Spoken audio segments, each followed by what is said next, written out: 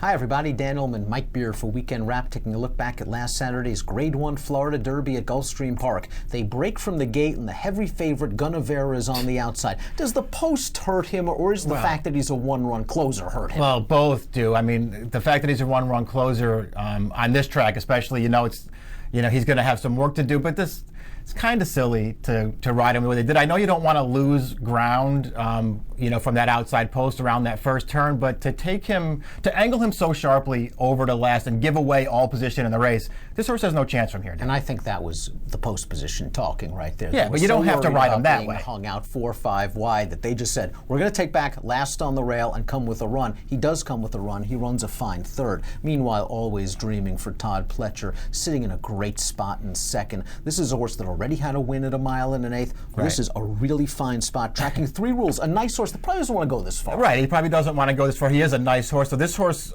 yes, Always Dreaming gets a perfect trip in this race where obviously his main competition was Gunavera, who got something less than a perfect trip in this race.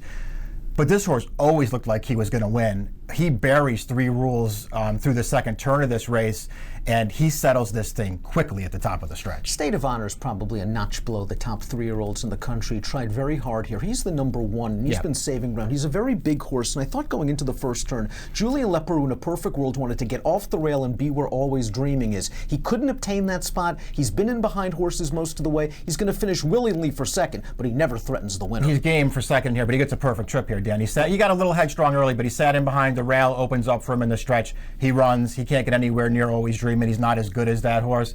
He runs fine to be second in here. I still wonder how far he wants to go. Gunavera, you can see how far away he was when he started his run through the second turn.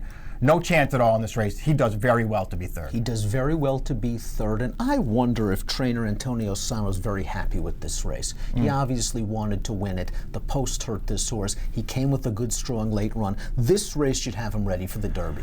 I think that's probably true, and he's obviously going to be one of those horses. It doesn't always happen in the Derby anymore, but you get a big pace in that race. This horse is going to be running at the end of that race. I'm not sure how good I really think Gunavera is, but as far as this 3-year-old crop is concerned, he fits right in there in the top, 4, 5, 6, or 7 of them, however many there is. He's right in there somewhere, and obviously with any pace that develops, it helps him. I just thought, maybe that was their plan.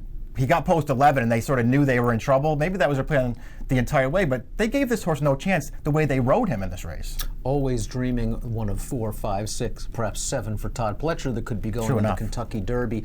You could make the argument that this performance alone, for this week at the very least, stamps this horse as the Kentucky Derby favorite. He received a 97 Buyer's speed figure, and he has now outrun his pedigree. He's from the first crop of Bodemeister, who we know can go long, but he's a half to Hot Dixie Chick, who's a Grade 1 stakes winner sprinting. His dam was a Grade 3 stakes winner sprinting. Right. The dam's a half to a Made to Perfection, who was a multiple stakes winner sprinting. Could stretch it out to 1 mile and a 16th. This horse kind of had to prove that he could do it. He's now done it twice at 1 1/8, and his tactical speed gives him a gigantic advantage over horses like Gunavera every time. True enough. And the other thing is he was undefeated since they stretched him out 2 for 2 routing before this race, but in 2 races that he just would have had to fall down to lose, and he didn't fall down. He won those races impressively, even if they weren't fast.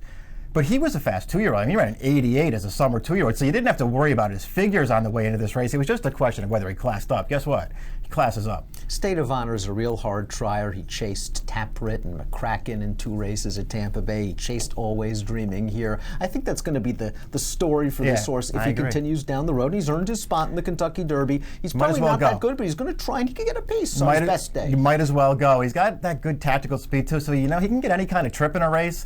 Might as well go to the Derby and see what happens. And Gunavera, I'm not going to hold this one against him. He may not be the most flashy horse in the world, but he just seems to run every time out, and maybe getting away from Gulfstream, a track that can be speed friendly. Maybe it'll help him if he goes to Churchill. I think that's true. This is one of the races that he didn't win, but maybe this is the performance of his that I like best of all. 3 rules finished 5th after setting the pace. The Connections had said before this race they were unlikely to go to the Kentucky Derby. The Preakness is more his speed. I'm not even sure the Preakness is his speed. He's a very good 7 furlong miler. I think the farther they go with him, the less effective he is. I think all that stuff is true too. I like him an awful lot as a horse. I just don't know that these longer races at this time of the year really suit this horse. An impressive edge, tried really, really hard for Dale Romans. He was up close to the pace. He's relatively lightly raced. This was probably the strongest pace he'd ever been chasing, and he just couldn't run with these horses in the lane. He finished fourth. It was a nice effort, but when you look at the horses 5 through 10, somebody had to finish fourth. Yeah, that's the thing with giving Impressive Edge too much credit in this race. I mean, he did the best that he could. He got a very good trip in this race, and he tried. He just wasn't good enough in here, and he probably doesn't want to go this far either, and so he just got outfinished at the end.